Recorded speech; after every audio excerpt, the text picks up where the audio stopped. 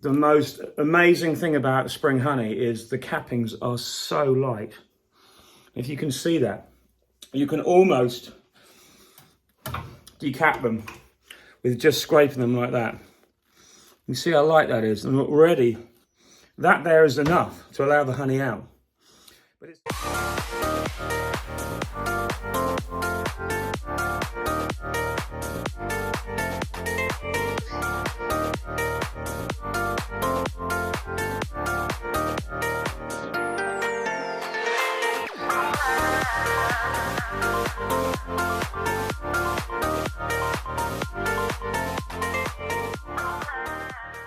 obviously, this is my attempt at getting a lot of honey through the process as quick as I can. I don't have a decapper. I don't have the machines I used to use because that was at my other workshop, which I'm no longer there now. But I do have my hands, I do have my time, I do have a good decapping table, and I've got the space to do it in, and it's reasonably well organised. So what I do is, I'm going to do this flat, so you can see it. Often I go along the top first. I use just a serrated knife for this. I know people are going to say, oh, you should use a hot knife decapper. I haven't got time for that at the moment. I've never had to use it. I won't use it again in the future. But for me, this works really well because it is serrated. Okay? This one's made by Gero. It's a European make. It's okay. It's not bad. We clean off the top. Clean off the bottom, which is most important because when you're putting your supers back on top of the Queen's Club, if that part there is full of lumps of wax, your frames don't go down and you lose your bee space. So really you're the wrong side to see this. So I'll put you on the top of the extractor. If I can do it with one hand holding the other one. This is what we call the old-fashioned way. So the idea is you get your decapping knife under there. And what I'm doing is I'm actually taking my time and decapping this as close to the wax cappings as I can. I could go deep, look like that, and I lose a lot of the honey, but the honey I do get back because it comes out underneath, as you know, because it drips down there and comes out under here. But it's far better for me to do this a little bit slower and get it really right because I'm only taking the very top off. And if I do it like that, so I'm not wasting the depth of wax, and it's the wax that the bees have built that when I come to the summer harvest is going to save me honey. If you look at that, look, you can see where I decapped hard and where I decapped shallow. That extra few mil makes a difference, and that'll be extra honey in my supers in the summer if we have a good summer harvest. Obviously, it's sticky, it takes a while. This isn't the quickest way, and as I said, loads of people have said to me, oh, you should get a different decapping knife, or have you tried this, have you tried that? It works for me, I'm getting through it. I've got a few supers left, but these are beautiful supers. And at the end of the day, that does the job pretty well. Okay, so that goes into the extractor here. I'm using this Koenigan 32 frame extractor. It's perfectly fine. Excuse me. Works pretty well. I don't have any issues with it. I'll come to a few issues I've got as we use it, but there's nothing that isn't workable. It's just, it is what it is. So looking at these frames, this was an amazing colony or good queen. Every single one is pretty much capped all the way over. Look at that. Okay, we got a few bees, but unfortunately, a few bees die. That is beekeeping.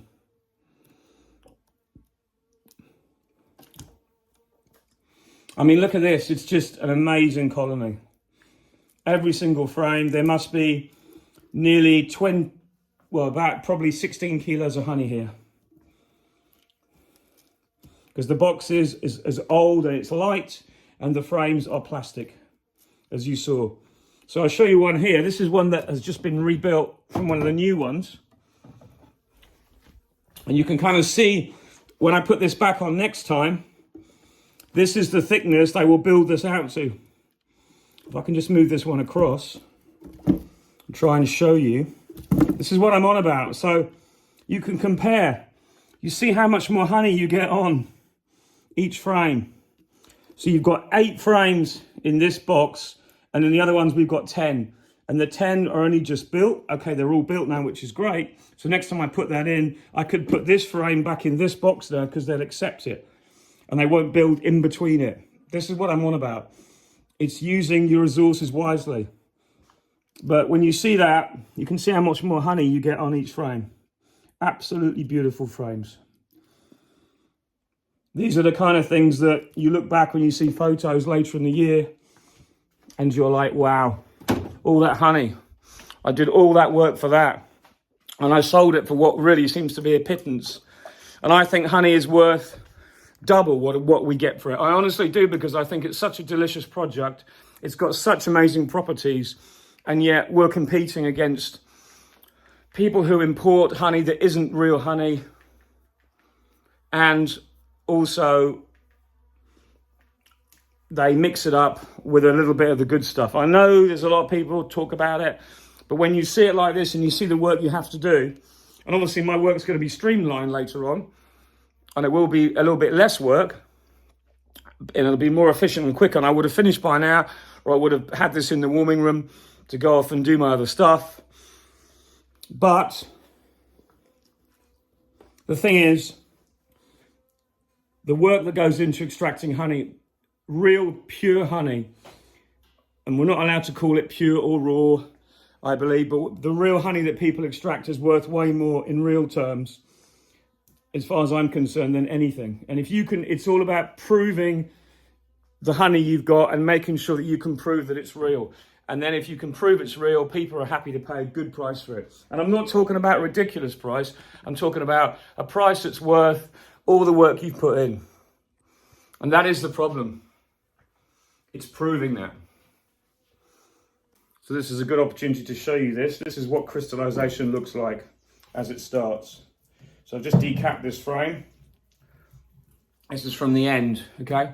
So I don't put it too close because I'm going to drip on the floor. You see this corner here? That's crystallized honey. I'm just going to hold it so you can see it anyway. But the inside, you can see there's that little bit there. It's actually a different, slightly lighter color. That's crystallized too. So we'll put this in the extractor and we won't get it all out. But what you have to do is when it goes in the extractor, you've got to balance it, okay? Now, you get some extractors that are extremely well built, got really good support bars, and have bearings in that are more than capable of the job. So no matter what you put in, unbalanced, doesn't seem to send the thing walking across the room. However, this extractor is okay, but if I don't get the balance right, it starts to wobble. And when things start to wobble, then they lose their strength over time, and then they become damaged. So what you want to avoid at all costs is that starting. So you make sure that when you put one in that's crystallized or starting, you put another one opposite, so that you don't create that imbalance in the extractor. The other thing I wanted to talk about was temperature when you're extracting. If you can bear it, get your extraction room to really warm. This room here, you can see it's like a conservatory. It's got panels on the roof that actually are great because they're insulated, so you don't get direct sunlight, but this side lets heat in, and the windows, obviously a lot of heat comes in through the back and radiates up around. So I reckon with the heater I got going, that keeps it warm overnight to about 15, 18 degrees. When the sun comes out in the day, you get a really good warming. And I reckon we'll be getting up to 30 degrees. Now, at the end of the afternoon, when you're extracting, excuse me, chewing too much wax. At the end of the afternoon, when you're extracting, the honey becomes like liquid, and it's actually really easy. And I wish, hindsight as usual, I wish I got these last 18 there done the other day when it was really warm. But it's warm today. I'll finish them today. It is what it is. And maybe I wouldn't have had that frame crystallized. I don't know. But you know, sometimes there's only so much you can do. So when you've got your machine loaded, just make sure you put your frames opposite. So if you've got one that's crystallized, see, these are all good. The one I've just put in was, well, I don't know where it is now, but There's a couple here, but I offset them, so you put one that side, one the other, one that side, one the other, and you go on doing that while you're balancing your extractor. And if you don't, the whole thing will move and rock around. The only ones I've seen that don't do that, there's a company over here called Carl Fritz in Europe. They make 32 frame or 64 radial extractors, whatever you want, but they are so strong, the internal settings and bars, that they just do not move. And obviously you've got it bolted to the floor. So what I have to do is I start off at one speed and just let it take its course. And when it's warm, obviously all the honey comes out really quickly. If it's really hot, you may even reverse some of that decrystallization. But then really you've got to just spend the whole time drinking, because it's just literally like being in a sauna. It's so hot. Whew. So let's get this finished loaded.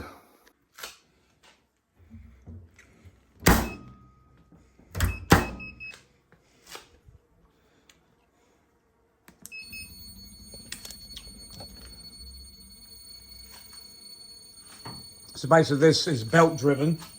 You can see the motor there. And you'll probably see the belt underneath.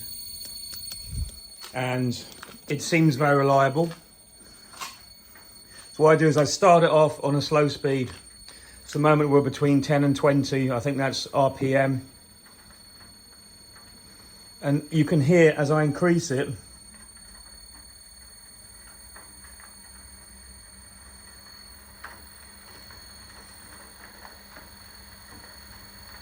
you just hear that noise of the loose wax flicking off and hitting the sides.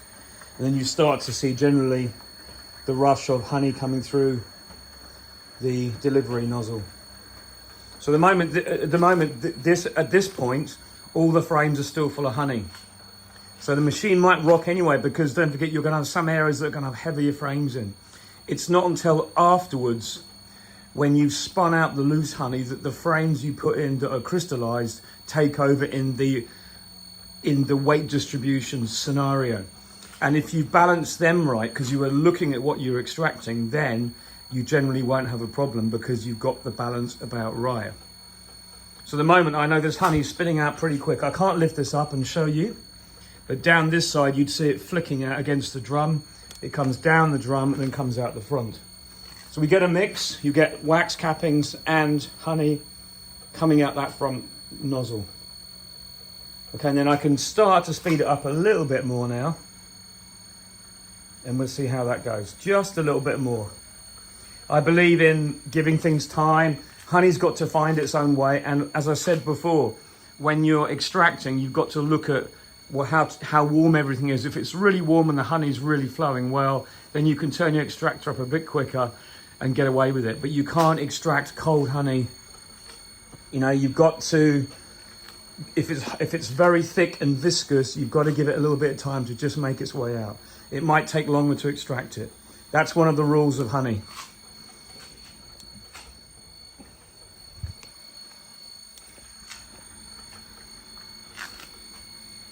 So that's coming out pretty well now. The machine seems fairly well balanced.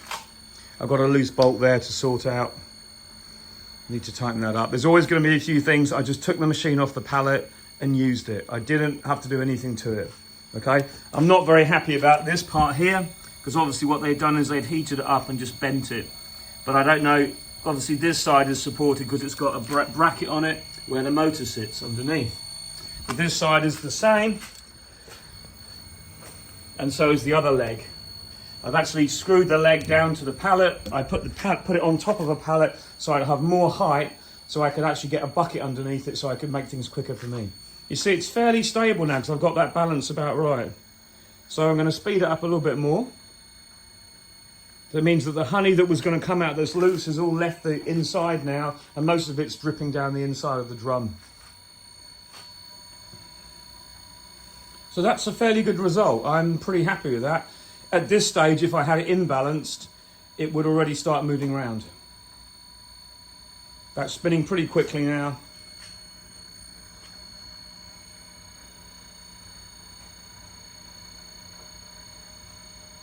And you can see there's no real movement of the inner thread, the inner spindle. It's pretty central. It's not being jerked around, which is great.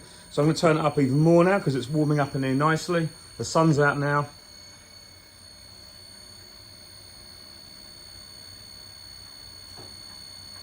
To be honest, if I left the machine on at this speed, I know that the frames will eventually be spun dry in another 5 or 10 minutes. But what I do is I'll reverse it the direction and then increase it slightly more, and that's all I tend to do. This spring, I haven't spent hours hammering the motor, hammering the frames to get every single last drop out, because it doesn't matter. You're never going to get every single last drop out. You've got to just do what's best for you. So you can see we're getting a little bit of movement there now, but not much. I'll increase it a little bit more, and I won't have to rebalance this at all. This is fairly well balanced, because to get to that speed is enough for this extractor. That's all it needs to do. And so we're getting a little bit of movement there now, but hardly much. That's acceptable. To get to that speed, to be spinning like that, I've already got way too much honey in that bucket that I'm going to have to lift up. So I close this off. Wipe the excess off, because there's always a drip. I've got a spare bucket here that is empty for the moment, because I'm going to get another barrel in. And I slide this one out and put this one under. So there we go. It just means I'm not lifting. That's about 25 kilos in there, and I don't want to lift any more than that up, because when you've lifted that all day and you have to keep going, I've got to put a new barrel out here. These are the supports for the sieve I made, and they work really well, as you saw before. I'm going to put another barrel just here, but this barrel's only going to have about another 25, another maybe 100, 125, 130 kilos in it, because I've just got those left to do. But there'll be enough. It'll be fine to make it worthwhile. So I'm not ready to put in any pots yet. I'll just turn up a bit more, but you can see we've got a bit of movement there now, but that's going a fairly good lick now. So I'm happy with that.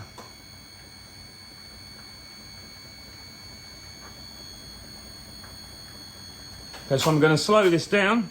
I'm using the motor to slow it down, because if you slow it down while it's actually running, it has to slow down quicker than if I just cut the stop button.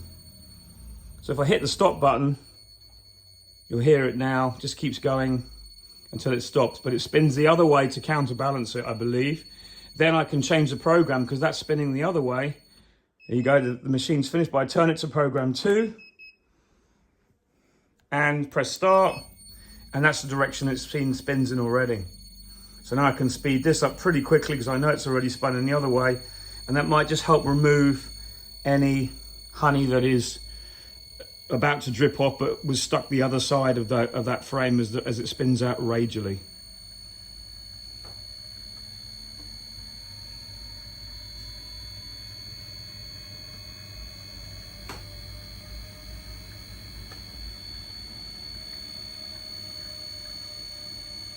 So I'll just pause there for a minute. If I left that spinning there at that speed, that's more than enough to clean the supers. And sometimes you'll see little flecks of honey. And if you can see that there, for example, little like traces that run across the frames, that's just as the honey left, but it's thick and sticky. I'll show you as we undo the extractor afterwards. I'll show you the state of the frames. But we got a good turn on that one. There's some nice frames in there. And the main thing is we haven't had to spend time rebalancing it, because we did it at the start. So I've got some remaining supers there that look really nice. Left to extract there. Look at that, full. A little bit less than that one, and there's a few boxes of, the top ones actually that are brown, the 3 there. The very top one has a white band around it. That was a 10 that I converted to an 8, one of the first supers I made. But the ones underneath are 10s. So I've got a mix here, but overall there's mostly 8s left. So this will be, I'm finding that most of my 8 frames, that's 8 in a 10 frame box, or 8 configuration, are actually extracting much better than the 10s all of the time. So we're just about done there now.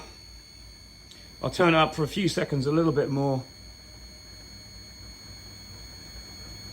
And to be honest, that's all you really need to do. I mean, the bees are going to lick the rest clean.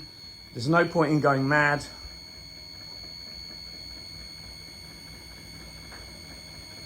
And when I get that filtered in another barrel, I'll get a new barrel in, just temporarily, and it will just completely clog up all the places. I've got no room anyway. All those are supers that are extracted, waiting to go. That's my 4 barrels there. I've got 1, 2, 3 here, all waiting to go outside, and I'll turn the heating off this afternoon when I'm finished that last few, and then this place can finally cool down. Because all this has now gone whiter than white. You can see here how it's really gone solid, or virtually solid. You'd never get that out through a nozzle. So that's good. It's exactly normal. Damn. To sort that out after. See what you can do by quickly. Need to give that a wipe. But you see what I'm getting at anyway. It's all about just knowing how to process your honey. This is experience I've learned over time. About balancing extractors, about when you've got to do the honey, when it's warm in the room. So we'll turn that right down, press stop, and the machine will stop now.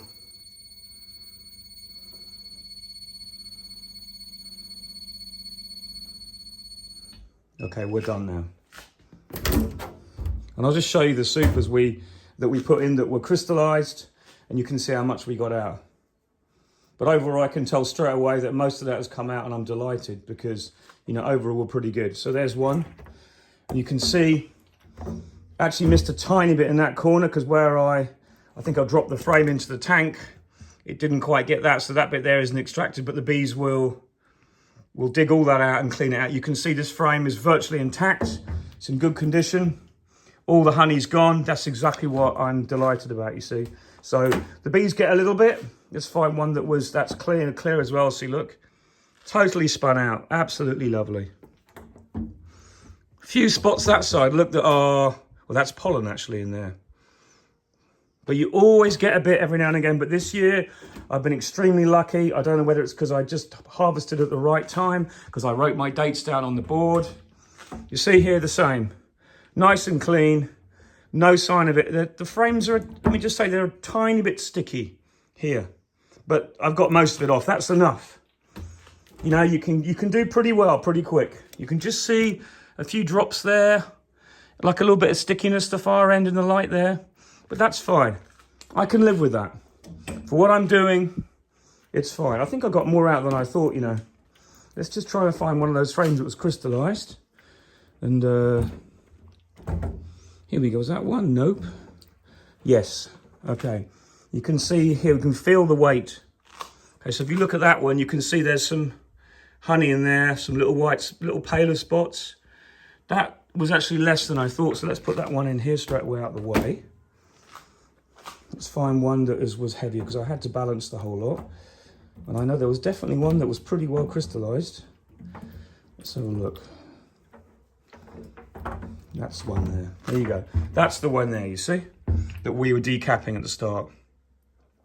So that's, but also I've got most of the middle out, you see? And it was only on one end. So that side is actually not too bad. That's more pollen there. So it just gives you some idea of what to expect. And, you know, you've got to take this beekeeping as on face value. You can't worry about things like this. You can't get emotional about, oh, my honey's extracted. You just deal with it and you move on. Because if you don't, you'll be forever thinking, is it worth it? Is it worth it? It has to be worth it, otherwise you wouldn't be doing it. And this is the result we wanted. So I've got all that honey, over 200 supers processed. I've got those last ones to do, and then I'm done for the spring, which is brilliant. So we are the end of the day, and the good news is we just have this one, which isn't completely full, but not bad. And one down there to do, which is fairly good as well. And there's already some I've got ready in extractor. So this will be the last turn. I may have to do a couple after if this doesn't fit in. I haven't worked out how many spaces I've got yet. But the good news is we are 1, 2, 3, 4, 5, 6, 7, 8th barrel. It won't be filled, but it's pretty full. It'll maybe get to 3/4. But if I say 7.5 barrels, because the little bit extra that gives me over the 7.5 will make up to top up all of these that technically aren't completely full, because it's very difficult to get them right to the top because you've obviously got to take it off after. But anyway, let's get these last few done, get them into the extractor.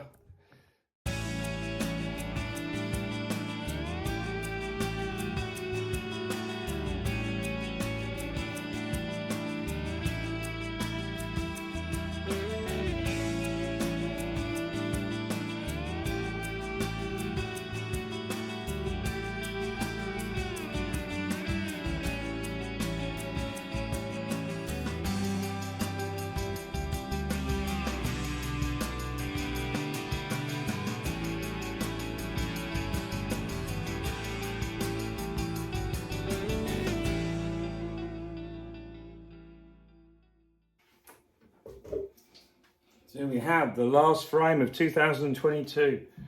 Let's just give this side a whiz over. 2022 spring, I should say.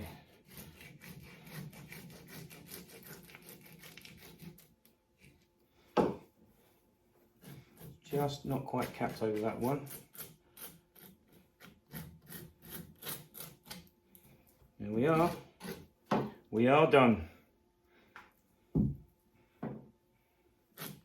Bit of an epic to get that all off, but it doesn't matter. It's off, it's in the barrel. I've got one space left, so I get an old frame and fill the space with the frame, or another frame from somewhere. To be honest, this one will do here. See what happens when you have pollen that gets dried. They don't like it, and if the pollen mites over the winter don't eat it all up, they end up propolizing it and the bees don't build anything on it. So you've got to keep pollen out your super frames. But I can rebuild that.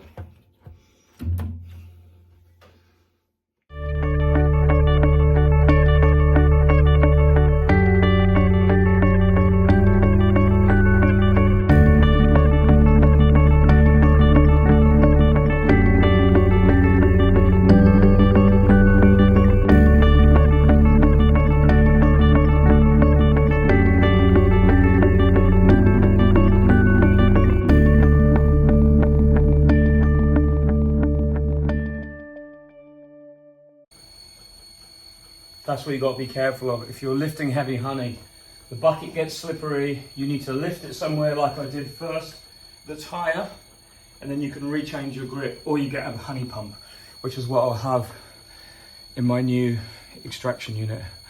I won't be doing this. This is all temporary. The biggest problem I have is walking around with this in my hand, because it's so easy to go to the extractor with it, but you've got to just put it down each time. Otherwise, you drip everything everywhere. It's kind of one of the ways you can, better open that again. One of the ways you can stop drips and everything is by making sure that you work to an exact protocol and that then helps you keep everything as tidy as possible. And everything does get sticky. Everything does get full of it. I get it on the door handle, I get it on my phone, even though my phone this year is nowhere near a barrel of honey and it's actually in its holder all the time. But when you touch the screen, you go and touch the screen after and you've got to wipe it with some wipes because it gets full of honey, which isn't a problem because it's only the screen. What I'm saying is honey migrates everywhere. Be prepared, do your extraction. If you've got more than a few supers to extract, don't do it in your kitchen. Do it somewhere away, like in your garage or something, if you can get it warm enough. Just think ahead. This is all temporary, and next year I will be in my own building. I have to be. I can't do this 2 years in a row. It'll kill me. But anyway, hope you enjoyed that bit of info. I love sharing all this. It's what I've learned over the last few years, and I know now how to make a mess, how to make less of a mess, because I've done it all. The only thing I haven't done is spilt a big bucket of honey anywhere yet, or knocked over a barrel. And I'm sure that will happen one day. I'm just dreading it when it does, because it's so difficult to get back up again, you know. But anyway, I'm not going to be negative on that note. I hope you have a good harvest this year and speak to you soon. Take care. Bye for now.